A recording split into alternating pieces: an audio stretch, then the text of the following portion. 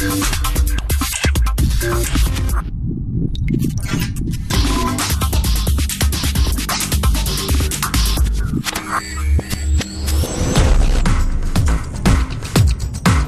de retour avec Psycho, ce jeune joueur dont on a parlé à l'instant. Tu es un peu, vu comme un challenger qui est capable de percer lors de ce tournoi, des EPS mais aussi des autres qui sont présents lors de cette Gamers Assembly.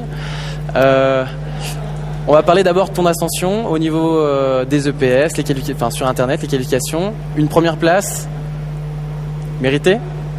Je pense, oui. J'ai joué mes matchs sérieusement.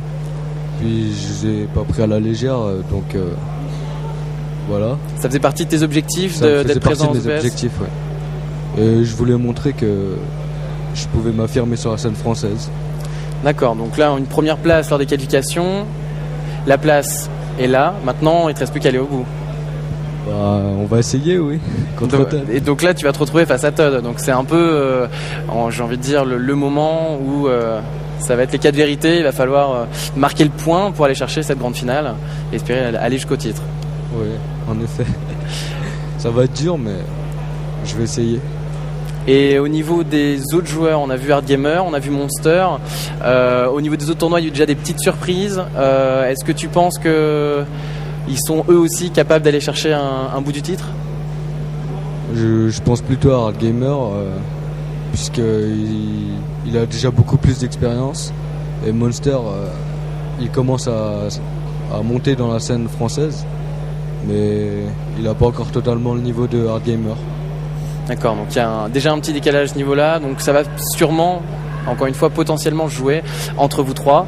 Et là, au niveau de la grande finale, tu pars comment mentalement ? Un peu stressé, puisque on sait Todd c'est un des meilleurs joueurs mondiaux, mais je vais pas me laisser abattre et je vais jouer. Eh ben écoute, on a vu le map pool. Est-ce que tu penses que sur ta map, encore une fois, ça va te porter chance, ou est-ce que ça va te permettre d'aller décrocher un point supplémentaire ? Sur la map que j'ai choisie là, Todd, il l'aime bien, il l'apprécie et il a un bon niveau. Et c'est une map humaine en plus, donc à l'avantage humaine, donc on verra. À suivre. On a parlé de la stratégie des humains. Tu vas jouer Elf. Oui. Je voulais savoir en termes justement de stratégie et de développement, pas forcément ce que tu vas faire, parce que le but n'est pas de dévoiler les stratégies maintenant, mais plutôt de savoir le style de jeu plutôt, comparé aux humains. Comparé aux humains, plutôt offensif. Plutôt agressif. Voilà, agressif. Ouais. Puis on verra au fil du temps, s'il faut jouer défensif, je le ferai.